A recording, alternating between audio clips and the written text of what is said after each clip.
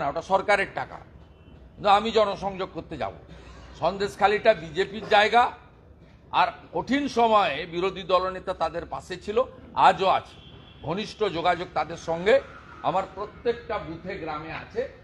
সন্দেশখালি মমতা ব্যানার্জির কোনো লাভ হবে না আপনি যদি সেখানকার হিন্দু পরিবারগুলোকে, জনজাতি পরিবারগুলোকে 1 কোটি টাকা করে দেন। অভাব আছে, নিয়ে নিতে পারে, সরকারি টাকা আপনি অ্যাকাউন্ট ট্রান্সফার করে দিতে পারেন। আপনি শুনে রাখুন মমতা ব্যানার্জি, সন্দেশখালির কোনো হিন্দু, বিশেষ করে তফসিলিরা এবং জনজাতিরা, তারা আপনাকে ভোট দেবে না। আপনাকে ভোট দেবে পিঠা তৈরি করা শেখ শাহজাহান এবং তার কোম্পানি। আমরা 7000 ভোটে এগিয়ে আছি, আগামী দিনে আরো বেশি ভোটে আমরা জিতব। এবং যে মামলা চলছে হাইকোর্টে রেখা পাত্রের, তাতে